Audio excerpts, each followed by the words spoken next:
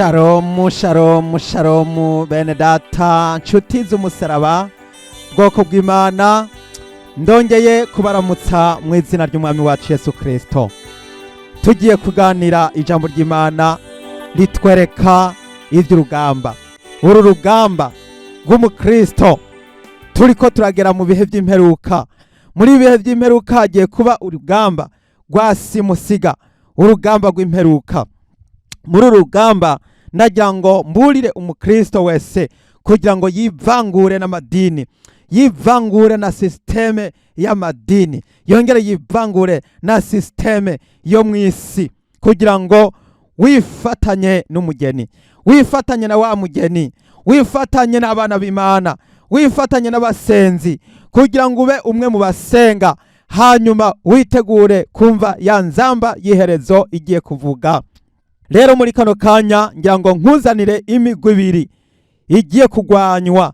Iyo migwi ibiri igiye kugwanywa, hariho umugwi umwe witeguye gusenyuka, ariko hariho uwundi mugwi utazonyiganyizwa.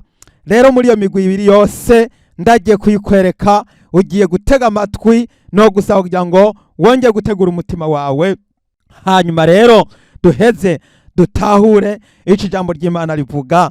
Reka rero tubanze dusenga Imana. Data ugororoka, mu izina rya Yesu Kristo ndagushimiye kuri ubu butumwa bwiza umpaye kugira ngo nsangire n'abera, nsangire n'abakijijwe, nsangire n'abana b'Imana. Urakoze kubikoze byose, nubishimirwe, ndabisenze mu izina rya Yesu Kristo umwami wacu, amen.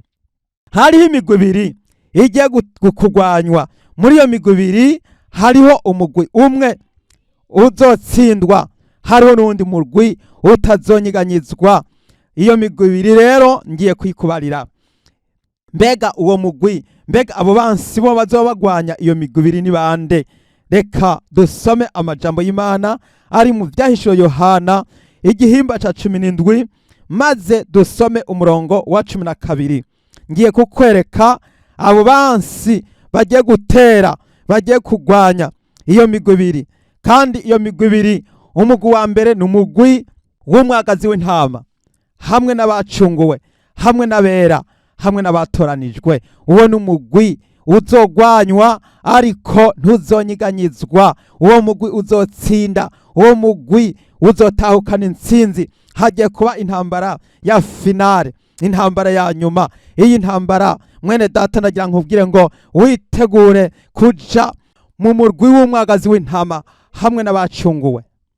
Ube asire yuko, uhakikishe yuko izina ryawe ryanditswe mu gitabo cy'ubugingo muri kano kanya, kugira ngo uzobe muri uyu mugwi w'abana b'Imana, uzobe muri uyu mugwi uri kumwe n'umwagazi w'intama.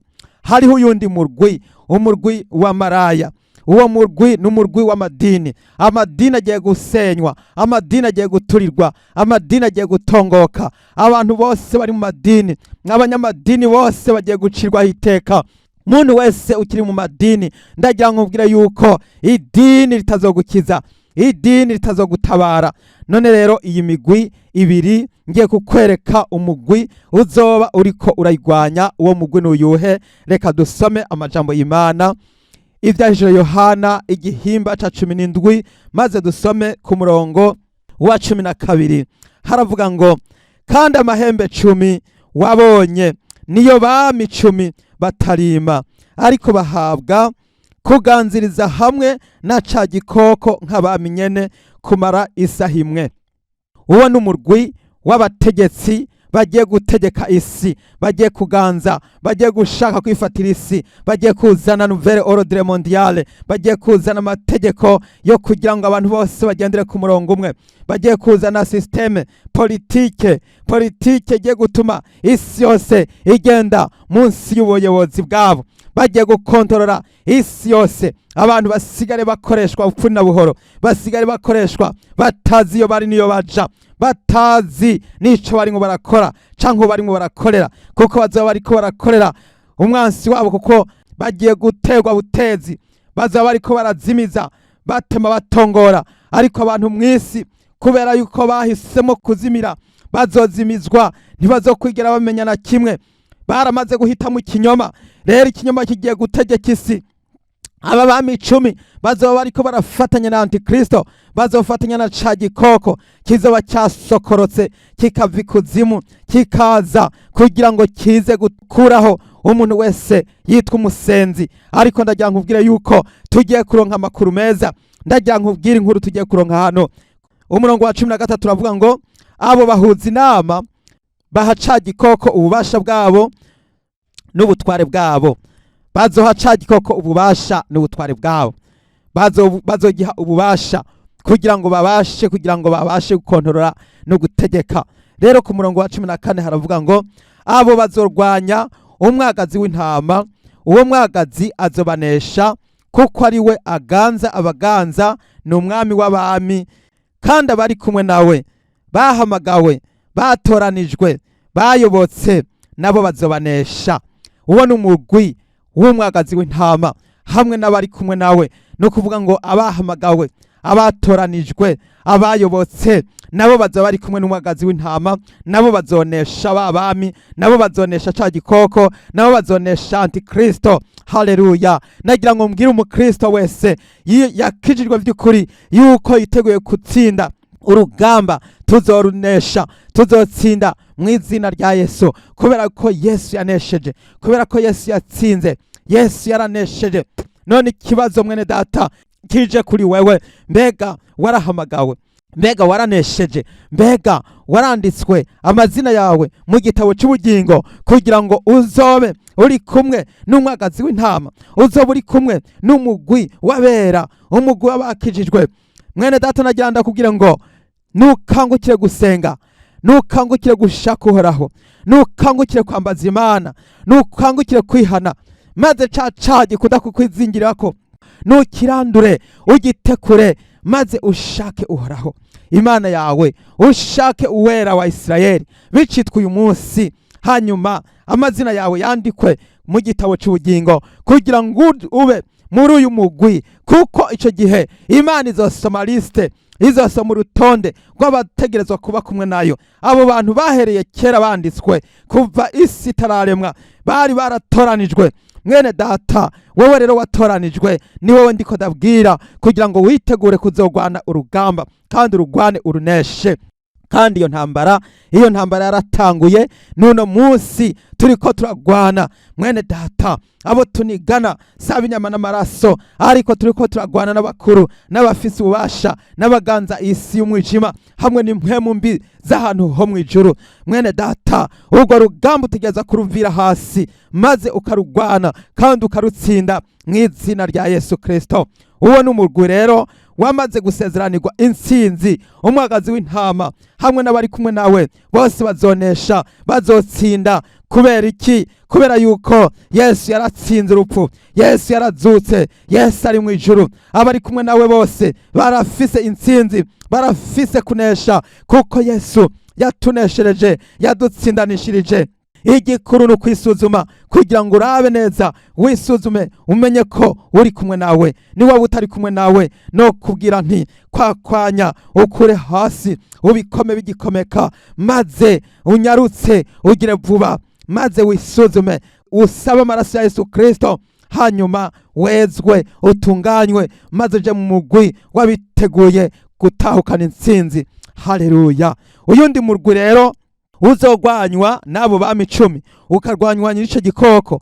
Ico gikoko kizahaguruka kimaze kubona ko kineshejwe, kimaze kubona ko gitsinzwe, kimaze kubona ko atabubasha gifise ku bana b'Imana, kimaze kubona yuko abashatse kugira ngo biteze vya bivagse batashoboye kuvyakira, abashoboye kubona yuko batashoboye kwakira vya binimero vya antikristo batazobitora, ya microchip na vya bindi byose batemeye kubitora, batemeye gushirwa ku ikimenyetso mu ruhanga canye ku kiganza. Abo bose ca gikoko kimaze kubona yuko hari habanesheje, banse kuvyakira, bakanka kuvyemera, kizoca gihindukirira babandi biyita ngo nabakizwa kandi atari bo. Kizoca gihindukirira babandi bitwa ngo n'abasenzi kandi atari bo, kizoca gihindukirira baba pastori nabo bavuga butumwa na babandi bitwa abavugishwa atari bo, baba Kristo bo kwizina, bamwe babatijwe amazi yo ku mutwe, abandi bakabatizwa kwizina, bamwe bita ko ari abanyedini ariko atari bo,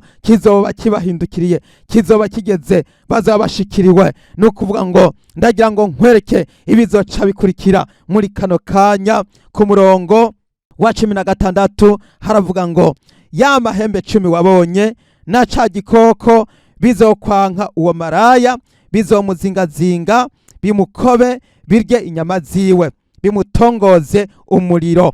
Niwumve mwene data ibigiye kuba ku madini, niwumve. Nagira ngo mbwire umuntu akiri mu idini, nagira ngo mbwire umuntu akigendera ku matwara ya kidini, nagira ngo mbwire umuntu akirukanga inyuma y'amadini, acibaza yuko azoronka ititre mu idini, azoronka icubahiro mu idini. Mwene data, ese ico mukamera nkanje, ese ico mugaheba ivyubahiro, ese ico mugahitamo kumera nkanje ugaheba ivyubahiro. Ivyubahiro bisige mwisi bihebe, ntaco bizoguha, ntaco bizoguha, bigiye kugusiga iheru yero, ugiye gusigara wiburase. Hari abantu benshi bicaye ku vyubahiro, bandi bicaye ku biti. Nagira ngo mburire abantu bose bahawe biti n'amatitre, banyakubahwa, abantu bitaga hambaye, abandi barenguka bagakoma amashi bati nguwo nyakubahwa arashitse. Nagira ndakubwire ya mazina yose y'icubahiro baguhaye nta na kimwe bizomara, nta na kimwe bizomara. Mwene data nupfukame ku mavusenge, mwene data nute amadini n'ivyubahiro hasi, mwene data nute ititre n'amazina y'ibiti vya hejuru ubite hasi, upfukame ku mavi yompi, maze wambaze izina ry'umwami wacu Yesu Kristo, hanyuma maze ubone gukira. Kuko amadini agiye gusenywa, Babuloni kigiye gukomvomvoka, maraya igiye gutongozwa umuriro, maraya igiye guturirwa mu izina rya Yesu. Kubera iki? Ishavu rya ca gikoko kizoba kimaze kubona yuko kidagishoboye kurwanya umwagazi w'intama, kidagishoboye kurwanya abera, kidagishoboye kurwanya abahamagawe n'abatoranijwe, kizoca cimarira ishavu ku madini. Muntu kiri mu idini, muntu kiri mu isi, ndagira ngo nkuburire, nkubwire nti vayo, sohoka, usohoke muri iyo Babuloni, kubera yuko iyi Babuloni igiye gutongoka, maraya kigiye gutongoka, maraya kigiye kubona ibara, amadini y'ikinyoma yose agiye kubona ibara. Hariho abantu benshi bumva umuntu avuze ubutumwa bagaca baniha, abandi bakavuga ngo ivyo ko abivuze ngo abivugiye iki, ngo aravyubahutse, ngo mbega wewe ngo asengahe, ngo idini ryiwe ni rya hehe. Mwene data, rya dini ryawe witwaje, rya dini ryawe ucibaza yuko ariho uzeye urukiza, rigiye gusambuka. Amadini yose agiye gusambuka, hagiye gurokoka abantu banditswe amazina yabo gusa mu gitabo cy'ubugingo cawa mwagazi w'intama. Ca bugufi mwene data, ca bugufi wihane, ca bugufi Yesu arakugomba. Iyi ni mburije kuburira abantu bakiri mu madini, abantu bakiri mu migenzo y'amadini, ni musohoke muveyo mu izina rya Yesu Kristo.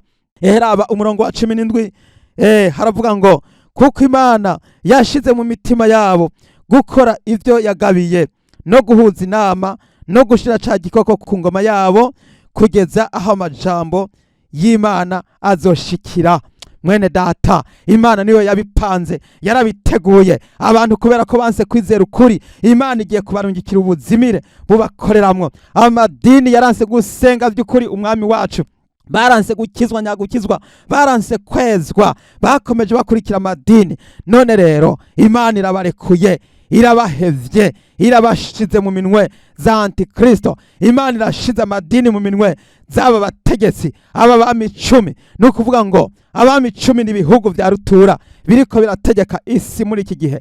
Ivyo bihugu nivyo bigiye gushinga ingoma biyishikirize Antikristo, bimushikirize, bimuha ububasha, rwa rukoko ruzosokoroka. Hanyuma aba bategetsi bo mwisi, ibi bihugu 10 biteye imbere, bifata ingingo muri ONU, ibi bihugu bigiye gushikiriza Antikristo ubutegetsi.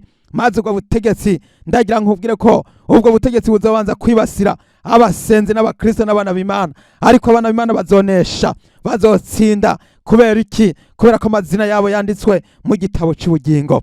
mwene data niwiyandikisha hakiri kare. Ariko umuntu wese azi ko akiri mu idini gusa akurikira agakuku akagenda yeza amaso ibipfunga araba gusa, ngongeye kwirabira abantu ko bambaye, ngongeye kwimviriza imiziki mu isengero, ngongeye kwirabira gusa, yashika mu isengero agatangura kuraba amamesaje muri telefone, agatangura gucatinga, agatangura kwikorera ibyo yishakiye. Abantu benshi bagenda mu nsengero bafise za telefone, ugasanga barimwo barazizingurura bazigaragura. Mbere n'abakozi b'Imana baramaze kugendera muri ubwo buzimire, ugasanga mu isengero aho kugira ngo telefone yugare akagenda yirabira gusa, akagenda yerekana mbere yuko afise telefone. Ivyo byose mwene data abanyamadini bose bagiye gusigarana nayo. Abantu benshi banse kubusohoka muri ayo madini bagiye gusigara biburase.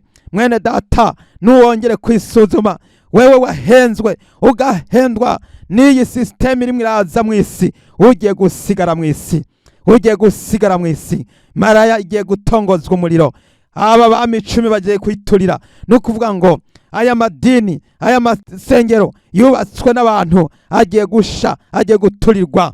Aya madini yo mu isi agiye guturirwa. Abantu bagiye gusigara basenga ca gikoko, abantu bagiye gusigara basenga rya dini rigiye gushingwa. Iri dini rizoba rije gusambura agakiza mu bantu. Ariko ndagira nkubwire yuko abizera bazonesha, abizera bafise intsinzi kubwa Yesu Kristo.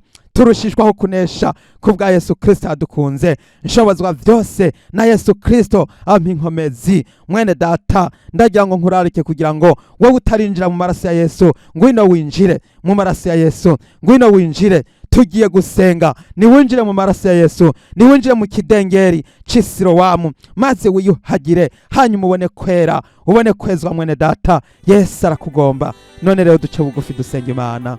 Data ugororoka, mwami w'abami, mu izina rya Yesu Kristo umwami n'umukiza wacu, ndagushimiye mwami kubwirira ijambo ryawe ryera rizima. Urakoze Mana.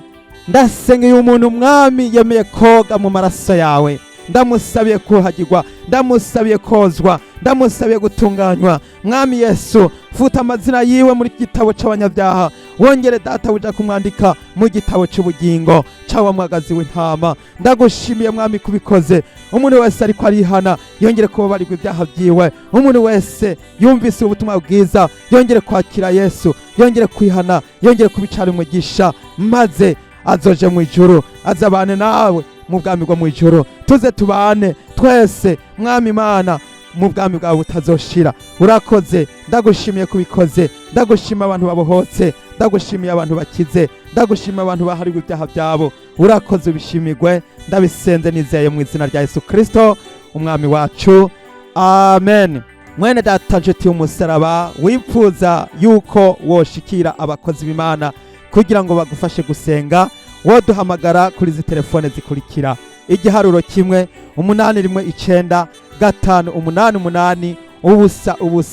1-800-588-7. Mwese ndabipfurije amahoro y'Imana. Shalom shalom.